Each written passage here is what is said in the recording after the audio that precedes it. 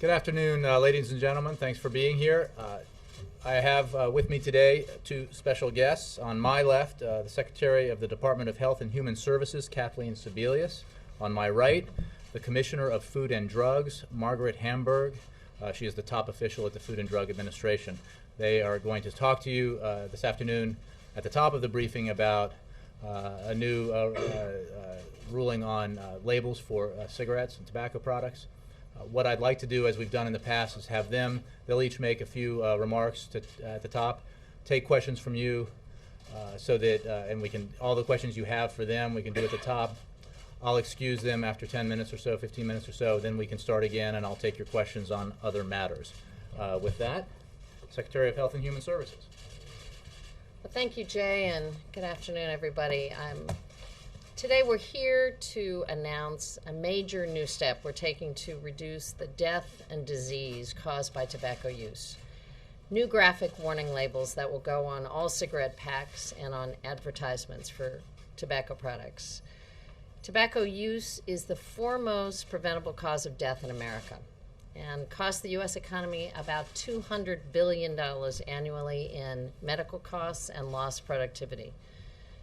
Every day, approximately 4,000 American kids between the ages of 12 and 18 try their first cigarette.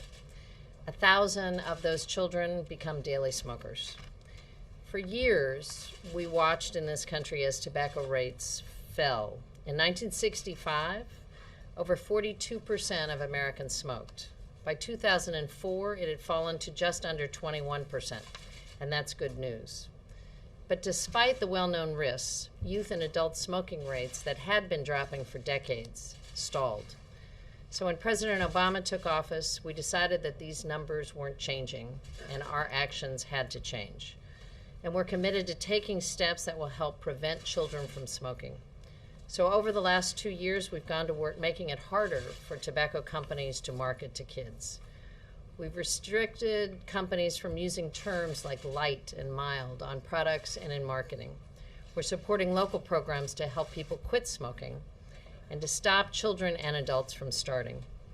And as part of last year's health care law, we gave Americans better access to counseling to help them quit smoking before they get sick. So today we're announcing a measure that will forever change the look and message of cigarette packs and ads. The new graphic warning labels will be the toughest and most effective tobacco health warnings in this country's history, and they tell the truth. They'll replace the old warning phrase with pictures showing negative health consequences of smoking that have proven to be effective. Now, Dr. Hamburg will go into more detail, but with these warnings, every person who picks up a pack of cigarettes is going to know exactly what risks they're taking. Over the last 2 years, we've made giant strides in our fight against tobacco, and our efforts are paying off. So I'm here today with a renewed sense of hope and momentum that we can make tobacco death and disease a part of our past and not a continuous part of our future. So I'd like now to turn over the podium to our talented and dedicated FDA Commissioner, Dr. Peggy Hamburg. Thank you very much, Madam Secretary. First, let me say how proud I am of the part that FDA has played in this comprehensive, ambitious initiative championed by Secretary Sebelius and President Obama. We share a vision for a healthier nation free of the dangerous consequences of tobacco. The sad truth is that tobacco is the leading cause of premature preventable death in the United States, as Secretary Sebelius said, and an enormous source of avoidable disease and disability. The public health consequences are enormous, with an estimated 443,000 Americans dying each year, most of whom began smoking before the age of 18. Combating this national tragedy must be at the forefront of our public health goals, and that is why Congress and the President were committed when they enacted the Family Smoking Prevention and Tobacco Control Act. Since then, FDA has worked hard to implement that vision. We've taken important steps, such as banning the sale of fruit and candy-flavored cigarettes, which are especially appealing to children and youth, and for the first time requiring tobacco companies to tell us exactly what ingredients are actually in their products. Last November, the FDA unveiled the 36 images that would be considered for inclusion on every cigarette pack in the country for graphic health warning labels. And today we're publishing the 9 selected.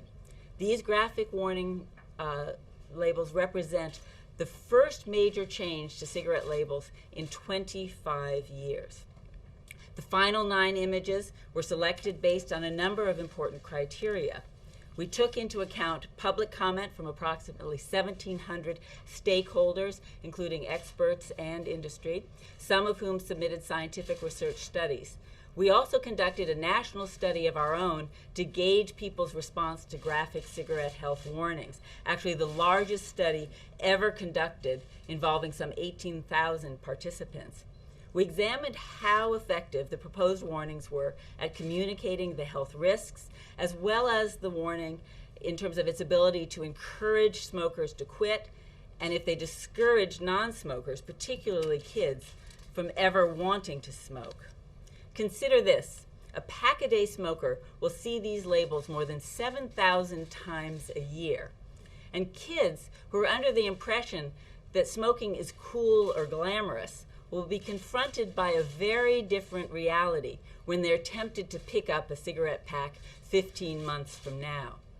These powerful images, coupled with a valuable cessation resource, 1-800-QUIT-NOW, which will be on every label, will go a long way toward a time where we can and will make tobacco-related death and disease a part of America's past, not its future, in the words of Secretary Sebelius.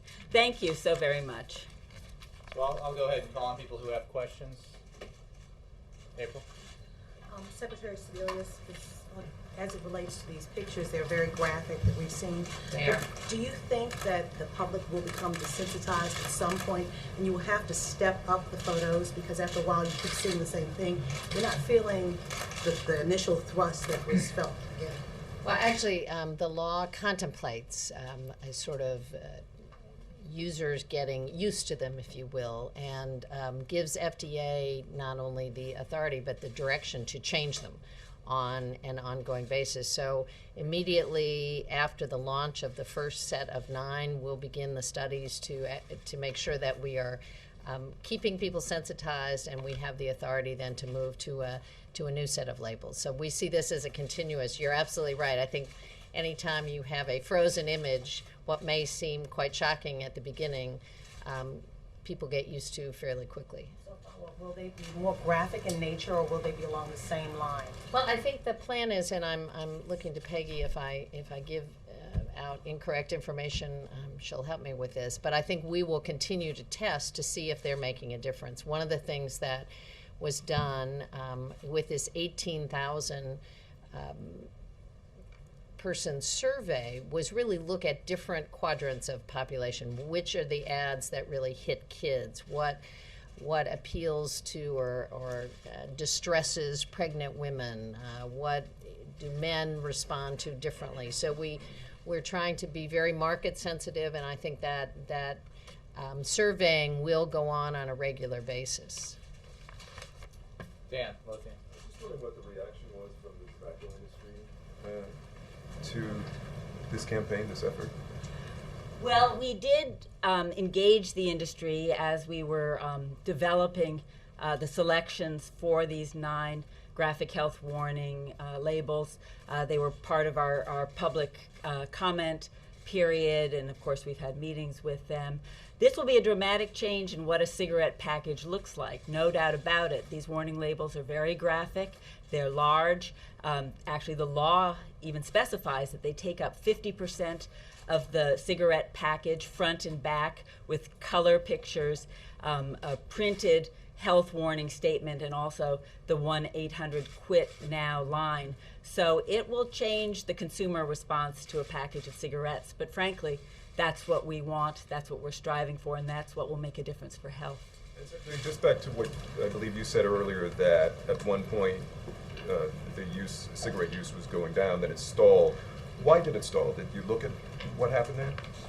Well, I think we didn't have the law that's now in place that President Obama encouraged to be passed and then signed, which was the tobacco regulation law. So we've been able to really ramp up efforts since then. And I think, we hadn't made any progress on changes of labels. As Dr. Hamburg said, it had been 25 years since we had changed labels. A lot of the aggressive work that was done early on had become commonplace. So we really weren't doing much at all to focus on what is now killing about 443,000 Americans every year prematurely, the number one cause of preventable death. And certainly for kids, although some states have gotten aggressive, I think at the federal level there really just wasn't a national focus on this. And I think what the president made clear, and we are certainly very much engaged in, is this is now a renewed national focus on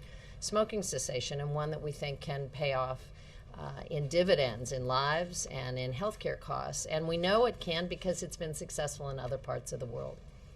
Peter? Dr. Hamburg, which of these images, specific 9 images, do you think will target teenagers, especially teenage girls who seem to be so attracted to smoking, picking up the habit? Well, I think that some of the powerful images certainly are a reminder of the health risks. Some of the images, like the one of the mouth with the sort of rotting, dirty teeth and the ulcerating lesion on the lip, are also reminders that smoking causes disfigurement. And I think that those are very powerful messages for potential teen smokers. And we do hope that each time they pick up that cigarette package, they will deepen their understanding that there are really serious consequences of that Is there anything smoking. in this campaign that would try to deter them from picking up the package to begin with? Well, of course, these images will also be part of print advertisements for cigarettes. But I think it's when we think about having a real, ongoing, sustained impact on public health and really bringing those smoking levels down, this is a very, very important activity, but it has to be part of a broader, comprehensive set of public health activities. And Secretary Sebelius has been, of course, spearheading a national tobacco control strategy that looks at how different components of government, working with partners at the state and local level and with partners in other sectors, can work together to make a difference for public health. Let me just end the teenage thing. I think there are a couple of things also. Somebody said when they first saw the warnings, these are really gross, and they are.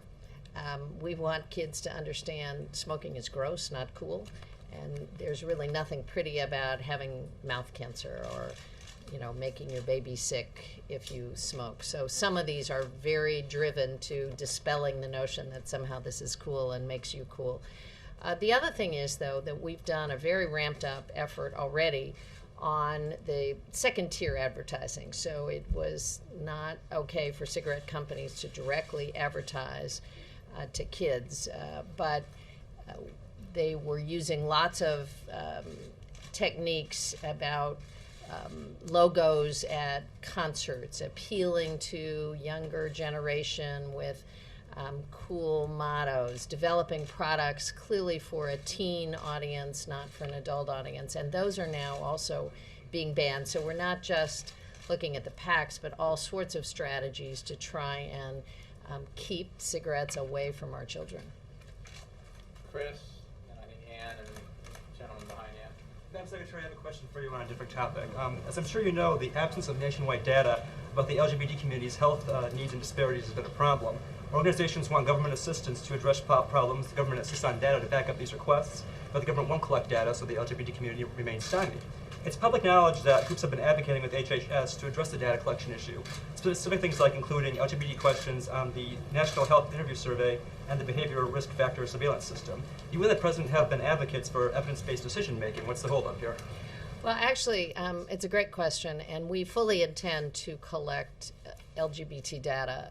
The problem is that it's never been collected, and what our folks came back to us with is we have to figure out, and we're working with providers and advocates right now to actually market test the questions, how to ask questions in a way that they elicit accurate responses, because collecting data that doesn't give an accurate picture is not very helpful in the first place. And there has been so little attempt either directly to consumers or to parents or to anybody else to ask questions about LGBT LGBT health issues that we don't even know how to ask them. So it is definitely a commitment. We will be adding data questions to the national health surveys, and right now we are looking at developing a slew of questions, market testing them, coming back and making sure we have the right way to solicit the information that we need. Secretary, on the cigarettes, if any other product in any other category killed 443,000 people a year, I can't imagine it being allowed to remain on the market. Do you see a day when cigarette smoking would ever be illegal? You know, I think that's up to the lawmakers to decide. This is clearly, as you know, if you looked at the history of passing the Tobacco Control Act, was a torturous path. It took a number of years, a number of fits and starts. There are people in our office who have been working on this for 20 years. So to say that this step was not a major hurdle to go over underplays, I think, the efforts of the past. And I think we will continue to collect the data and look at the information. I think the more people understand the health risks, hopefully we will be in a situation where not smoking will be the by far not only preferable norm, but there will be a lot of consumer pressure, which there already is. I mean, people are now insisting that they don't want to live in housing projects where there are smokers. They don't want to be in open spaces, knowing a lot more about secondhand smoke, that it isn't just the smoker, it's people affected. So I think there's a growing awareness that this is very dangerous and that tobacco is unique. But the Surgeon General, a former Surgeon General, wanted foresaw a smokeless United States, and that's never going to happen, is it? I really can't tell you. I think we're making some great strides.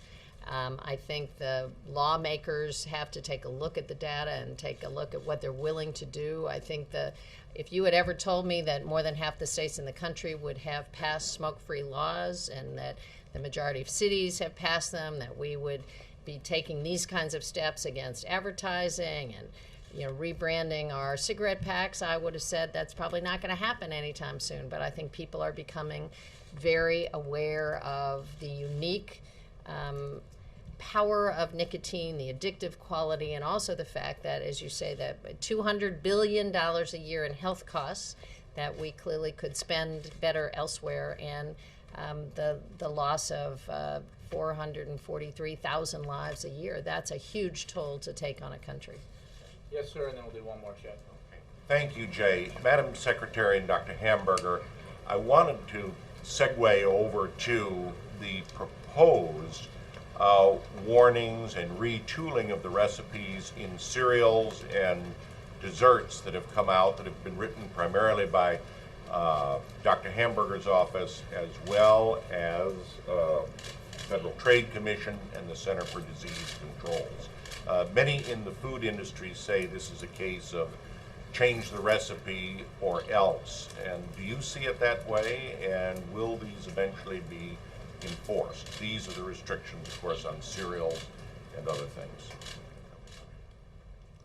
Well, I'll let Peggy also comment on this, because Dr. Hamburg's office has a particular set of these issues. There is a lot of effort underway in the area of nutrition, and certainly aimed at the obesity epidemic that is affecting 1 out of every 3 children and adults in this country. So whether it's the Less Move initiative, which is doing a lot of work voluntarily to get companies to begin to look at both sodium and sugar content and trans fat, or conversations going on in the industry itself to look at reformatting their products, or Walmart, who's now saying that as a major purchaser, they only want suppliers who meet certain standards, or the CDC, which is looking at sodium, and the FDA, which is convening conversations around nutrition qualities, the reformatting of the new food plate that was announced by the Department of Agriculture, getting rid of the pyramid and looking at what healthy eating is. I think this is some space that is going to continue to have a robust conversation, because again, it has a lot to do with underlying health costs and overall health of our nation. Peggy can talk a little bit about the FDA's involvement in this area. And these are just suggestions now, they're not Yeah. enforced. And what laws. you're referring to is a request actually from Congress several years ago, I think, to the FTC to look at issues of food advertising to children, knowing that, of course, how we eat, what we eat does really matter for health. The FTC put together a working group that included the FDA and other components of government to look at some of the issues, and voluntary recommendations to industry have been put forward for further discussion. And it's an important discussion to have because we need to work with industry to be able to provide consumers, parents and children, all of us, with the best possible information about nutrition and health so that we can all make good choices in terms of promoting and protecting health. So you're not saying, as the grocery manufacturers do, this is a case of make these changes or else? These are our voluntary recommendations, and we work closely in many domains with the Grocery Manufacturers of America and other industry representatives because how food is formulated, whether it's sodium, sugar, fat, really does matter for issues like obesity and heart disease and diabetes and other things. The food industry recognizes that there are ways that they can improve and make more attractive the food products that they're developing. We certainly have a vested interest in that as a public health agency, and we want to work with them on that. Last one, Chip. Following up on that question, really, there are some horrendously unhealthy foods out there. People who oppose this kind of regulation say the next step is to put pictures, graphic images of clogged arteries and fat encrusted hearts on really bad foods. Is that the direction you would go in a perfect world? Well, again, I think tobacco is unique. It is a product that is the #1 cause of preventable death. We know that there are strategies that can be very effective because they've been in place. We also know that we've been stalled in this country. So I think this effort about tobacco regulation, efforts around tobacco cessation has been decades old and is something that is a unique situation. Having said that, I do think that there are going to be ongoing discussions as you look at the underlying healthcare costs, where we spend 75 cents of every healthcare dollar treating chronic disease. What are the areas, if you want to lower health costs and have a healthier country, that you can focus on? Certainly tobacco and obesity become two of the major underlying causes. So the work around obesity and healthier, more nutritious eating, more exercise will continue to be, I think, an ongoing focus. No graphic images on our food in the future. Just lots of celery stalks and broccoli. Thank you, Secretary Sebelius, Commissioner Hamburg. I appreciate it. Thank you all. Okay, so let's start anew. I just want to, obviously you all got the announcement that we sent out that the President will be addressing the nation from the White House tomorrow evening at 8 p.m. to discuss his decision about implementing the plan for drawing down U.S. forces from Afghanistan. And with that, the first question. Is that going to be from the Oval Office? We will announce when we're ready which location within the White House, but it will be in the White House. Has the President decided on what it is that he will be announcing? He has made his decision, yes. And what is his decision? Okay, I'll tell you. No. I'll leave it to the President to make his announcement. I will make the point, however, that the President, this is obviously an issue he knows backwards and forwards. It's something he's been engaged in intensely for a long time, and this has been a process, as I've pointed out on a number of occasions in the past, that wasn't just started anew in the last few weeks. He's been chairing regular monthly meetings of his national security team, including our senior military and civilian leaders in Afghanistan since he initiated his policy in December of 2009. He has obviously in the last few weeks, as I've talked about from here, had discussions with members of his national security team about various recommendations to take under consideration as he makes the decision on the pace and slope of the drawdown that will begin next month. I'd also like to say that there's been a lot of speculation, and I think it's testament to the fact that every story has a different answer on what he's going to announce, that the stories you're reading are speculation, and that the president's decision will be known when he announces it. In fact, a lot of those stories came out before he had even finalized his decision.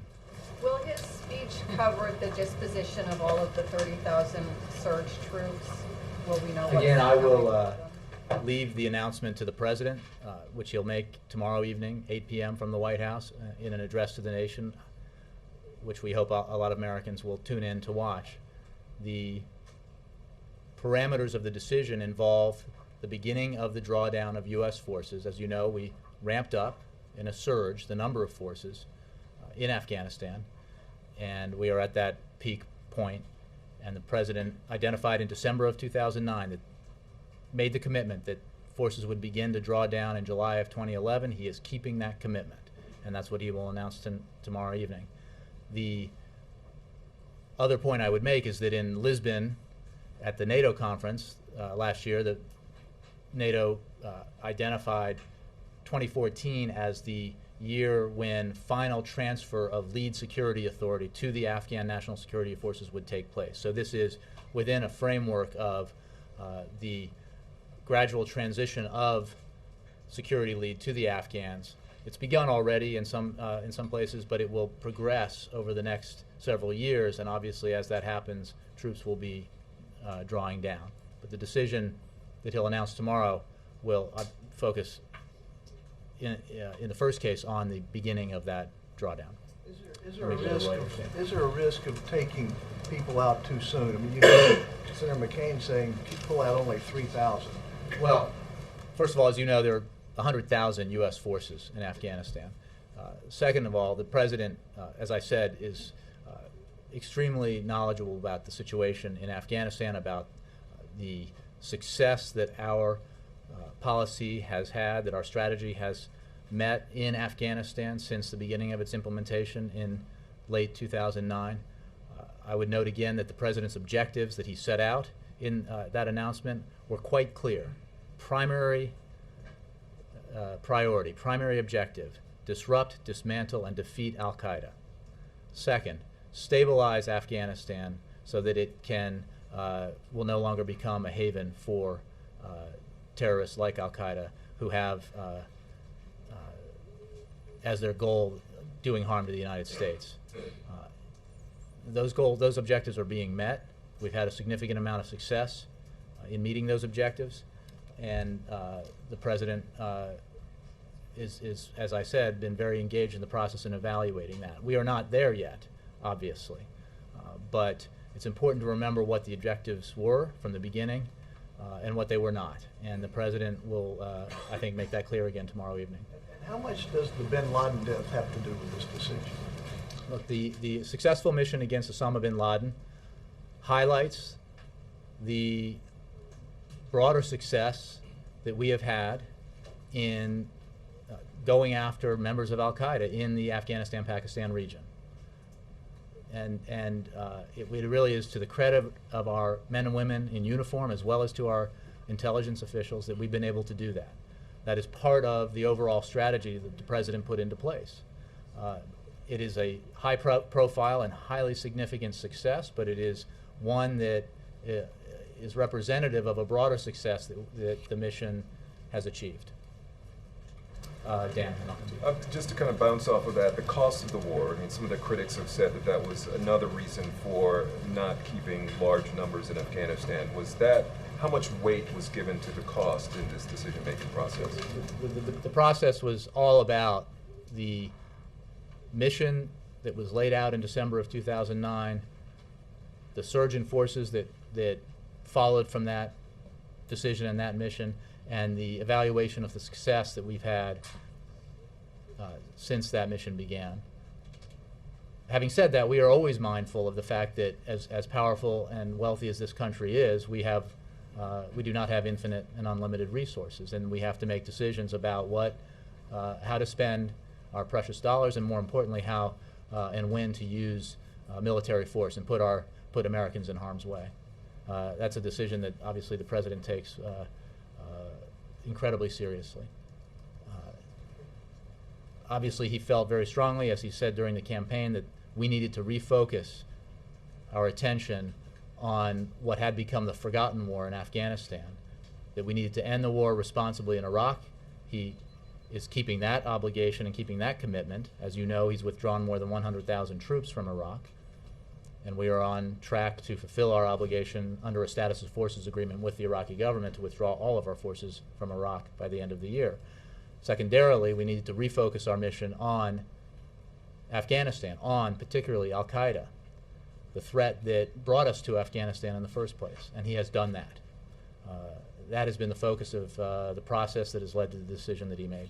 Earlier you said that there are a lot of numbers out there and some are missing the mark. But is the President willing to go against some of the advice from his military leaders who wanted a slower withdrawal, a smaller number rather than larger? I would say simply, Dan, that the President is Commander-in-Chief, and as was true when he oversaw the incredibly sweeping review of our policy in Afghanistan, in which he insisted that every assumption be examined, every assumption underlying every policy option be examined and examined again and tested. He is in charge of this process, and he makes the decisions, and this decision will be the Commander-in-Chief's. Yes, Jim. You mentioned the terrorist threat. You don't mention the Taliban's capability. Is there a pivot here? You know, I knew there was let me just make clear that among the goals, and I get this right 9 times out of 10, but the objectives that the President laid out in December of '09 were, 1, disrupt, dismantle, ultimately defeat al-Qaeda; 2, reverse the momentum that the Taliban had leading up to that, and then to stabilize Afghanistan in order to give the Afghan government the breathing room it needs to build up the Afghan national security forces and to prevent Afghanistan from again becoming a haven for al-Qaeda and terrorists who have the United States as their goal. Now,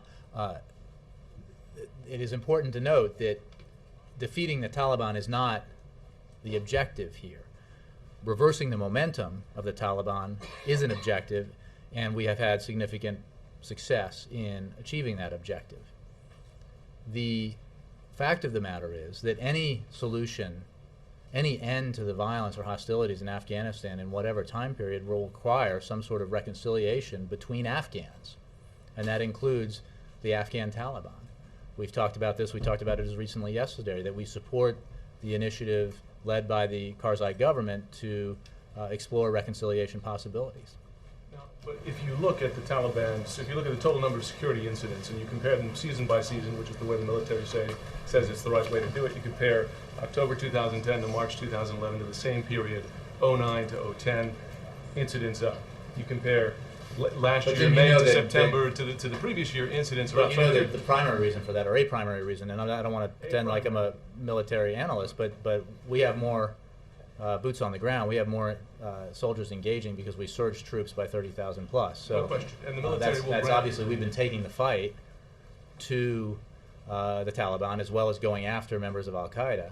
And that has been why we've had the success we've had and the progress we've made. No question. And the military will say that because of increased activity. But I'm just curious, what indicators, hard indicators, was the President looking at to indicate that the Taliban has lost the momentum? If these numbers again, I think that the engagements reflect the fact that we have been more aggressive in engaging the Taliban and in securing territory, and in the success we've had in the South in particular. The progress that we've made in achieving the goal of breaking the Taliban momentum is I think, been articulated by members of the military, including the commanding general there. So obviously we are keenly aware of the fact that this progress is not a done deal, that the mission is not fully achieved, and that's why the mission continues. And that's why the President supported the process outlined by NATO in Lisbon, that the full transfer of security lead would not occur until 2014, that this was a gradual process as the Afghan national security forces become more sophisticated, become more capable and more numerous, that transfer could continue to take place. Just because you mentioned reconciliation, you're aware of recent stumbles. Have U.S. officials or their intermediaries heard anything from reputable Taliban leaders, ones that they believe speak for the Taliban, that they're interested in reconciliation? Well, I don't have. I'm not able to speak with specificity about meetings. I think it's important to point out that this is an Afghan-led process, because this is not reconciliation between U.S.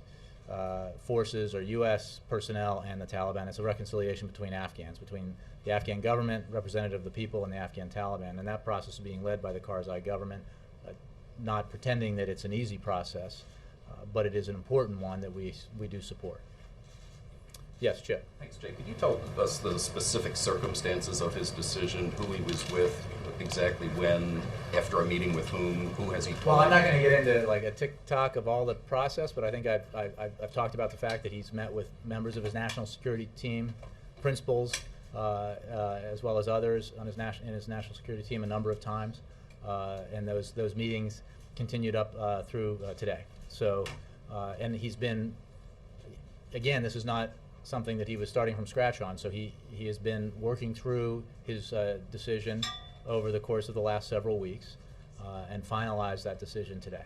And he made that decision during a meeting with some members of Well, his team? again, I wasn't, inside his brain when he sort of, and he sort of said, "This is the moment what I've decided." But he did meet with national security team members today and inform them of his decision. You don't have that kind of access? Has he told you? I'm aware of the decision. Correct. So it's pretty widely disseminated in the administration at this point. It would you say? is not widely disseminated. The meetings have been quite small. Okay. Will the Pentagon be pleased with the decision? Look, I think that this is a decision made in consultation with his national security team, and beyond that, I think we'll wait and see what the president announces tomorrow at 8 p.m. Just for clarification, let me just the begin with meeting with starting. Secretary Gates, is that to inform him? That is his weekly meeting with Secretary Gates, which is, as I've tried to explain on a number of occasions here, is separate from this process. Doesn't mean they don't talk about Afghanistan and Pakistan, because that's always an issue to be discussed and could be discussed at his weekly meeting, but that is separate from this process. Thank you.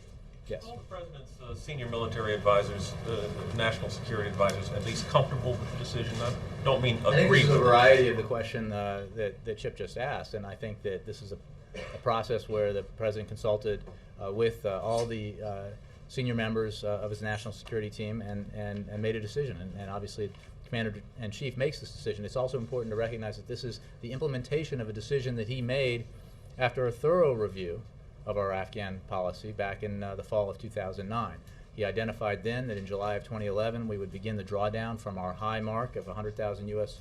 forces in Afghanistan in July of 2011, and he is keeping his commitment. Members of Congress have not been shy about offering their advice. Have they contacted the president? Has he gotten a lot of calls? We have made a particular effort to regularly consult with Congress on issues related to Afghanistan and Pakistan generally. Over the past few weeks, principals from the White House National Security Staff, the Defense Department, the State Department, and others contacted key senators and representatives from both parties, leadership, committee chairs, and ranking members, as well as rank-and-file members, to solicit their advice specifically on the July decision and on the way forward in Afghanistan. There were more than 24 such conversations. Some were brief, others were lengthy, and they delved into many aspects of U.S. policy in both Afghanistan and Pakistan. Have an impact on the president's decision? Oh, I think he greatly appreciates and values the insights that members of Congress provide on this issue, as he does on other issues. I think those conversations are ongoing and very helpful. And what is the president going to talk with his outgoing defense secretary about today? Is this the last time they'll have this meeting? I'm not sure, actually. I think the defense secretary's last day is June 30th, so One might have a more? weekly next week. I don't know if this is the last one or not. We don't read out those meetings. The president, You might make an well, it also exception. hasn't happened yet today, but the president obviously appreciates Bob Gates' service immensely, and as he said when he made the announcement about his new national security appointments, the fact is he convinced Secretary Gates to stay even longer than Secretary Gates originally indicated he would be able to do that, and the President greatly appreciates the service. Yes, sir. Excuse me, Ron Mott, NBC. This morning, Secretary Gates said that the public sentiment was going to have to be a factor in the President's decision. So how much consideration did the President give to the viewpoints of the American people on this war? Well, I think we're all aware of what the public generally thinks, but I think the public is interested in the right policy and a policy that is succeeding in achieving its very clearly specified goals. And that is, as I said, disrupt, dismantle, ultimately defeat al-Qaeda, reverse the momentum of the Taliban, stabilize Afghanistan enough to give it the space to train up its forces so that it can ultimately take over security of its country. As the President has said, and said during the campaign as well as his President, we are in Afghanistan because al-Qaeda attacked the United States and took nearly 3,000 lives, innocent lives, on September 11th, 2001. In some ways, you could say we lost our focus a little bit in the previous years before this President came into office. There was always a reason to be in Afghanistan, and there was an objective to accomplish there. And we are moving steadily with great focus to achieve our goals.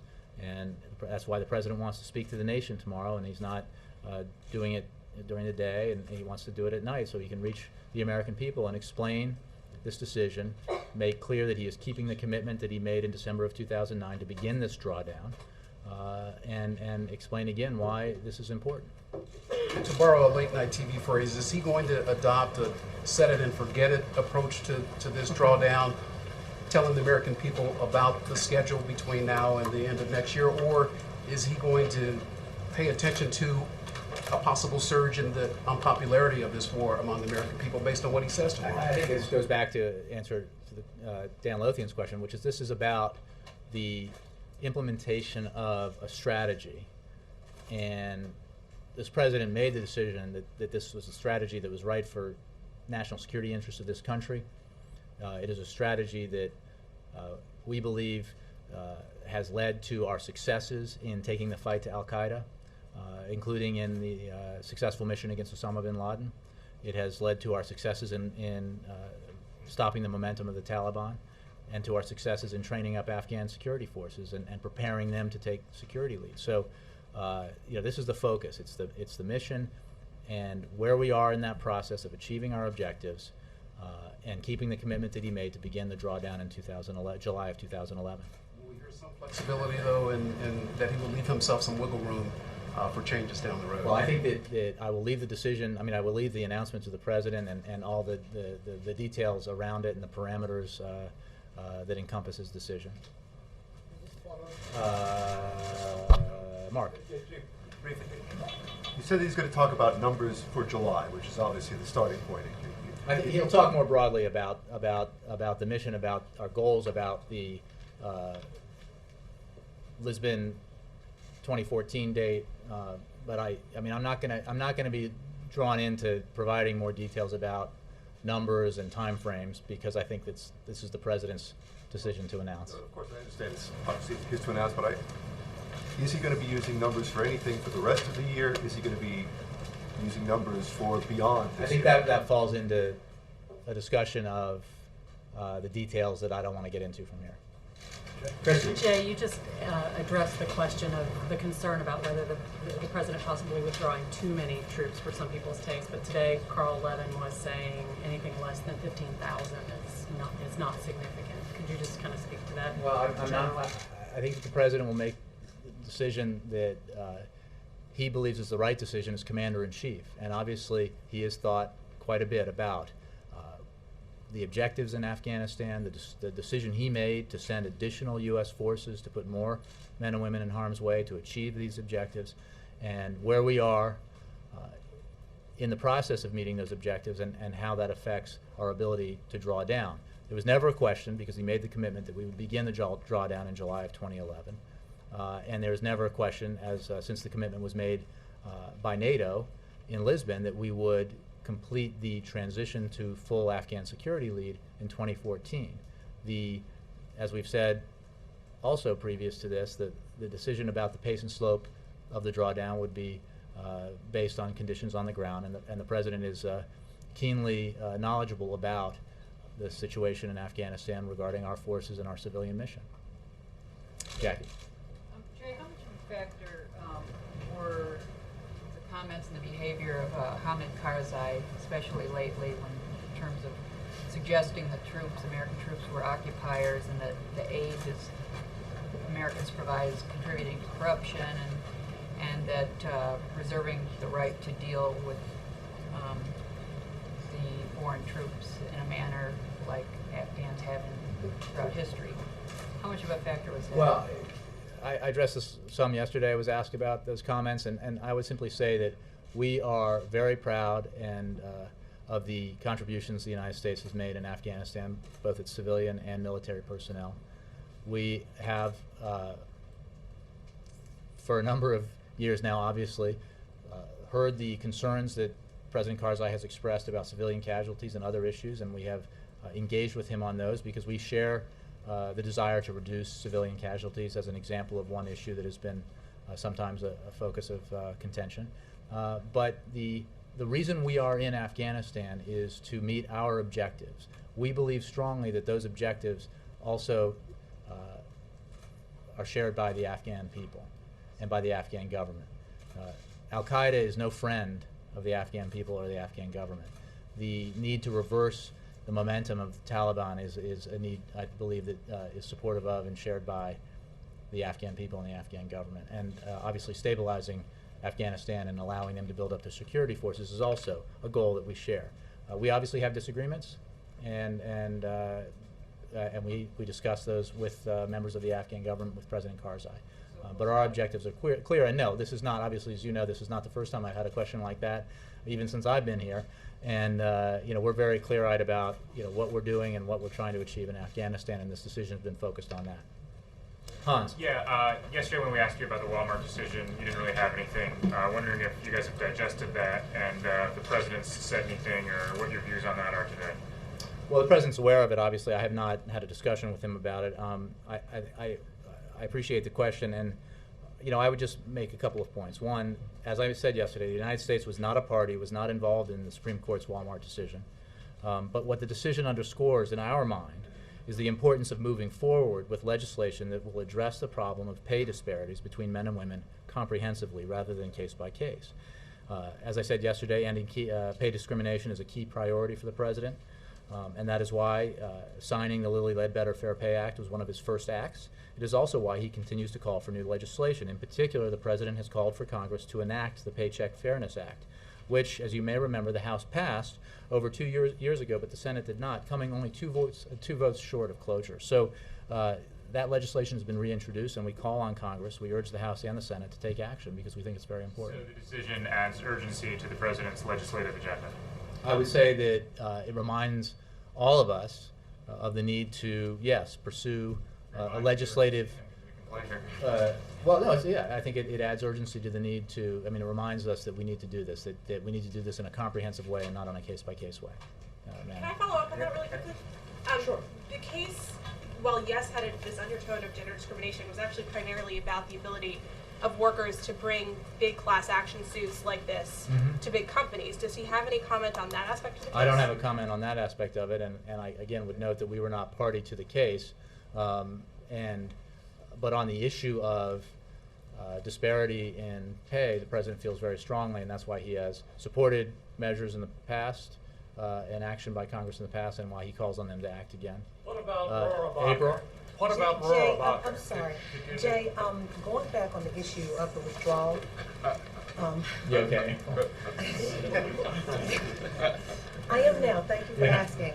Going back on the issue of the withdrawal, will the President's initial numbers satisfy those who are war-weary in this nation? The President will keep the commitment he made in December of 2009 to begin the drawdown of U.S. forces from Afghanistan next month. There are a lot of factors that go into this decision, factors that he has considered deeply and seriously. And I will not prejudge from here how his decision will be viewed by different segments of society. But you can believe that it will be a decision made on the merits, on what he views as the successes that we've had in the implementation of his strategy, the distance we still need to go in implementing that strategy between now and transferring full security lead over to the Afghans.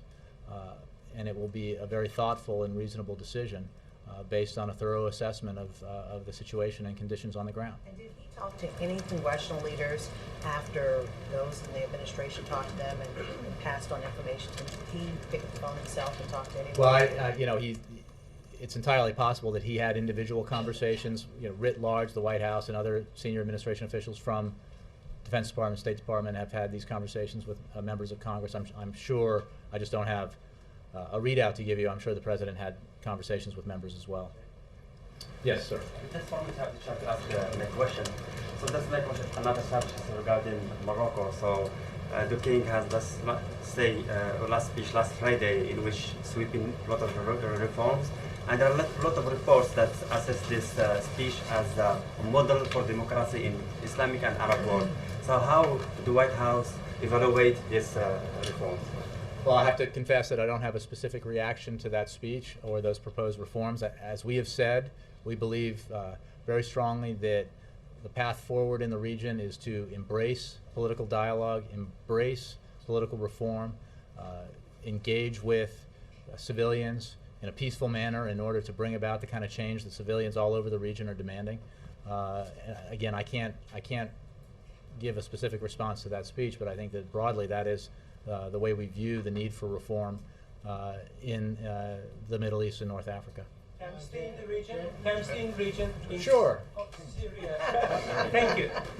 Syria, it has been more than 24 hours that President Assad gave his speech. First of all, U.S. administration is satisfied with the Assad regime?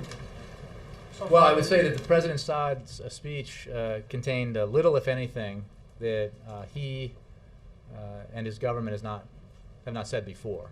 And as I said yesterday, words are what matter. Words are not what matter, rather, actions. Getting a little tired. Are we in hour 2? Words matter too, I know, you guys. But words, it's not words that matter, it's actions that matter. And what the Syrian government needs to do is to cease the violence against its own people and to engage in dialogue in a peaceful way with the Syrian people who are demanding change and are demanding a transition. And we believe that President Assad needs to either lead that transition or get out of the way. What about Rohrabacher? Could you just answer that one question? I don't even know what that question means, Lester.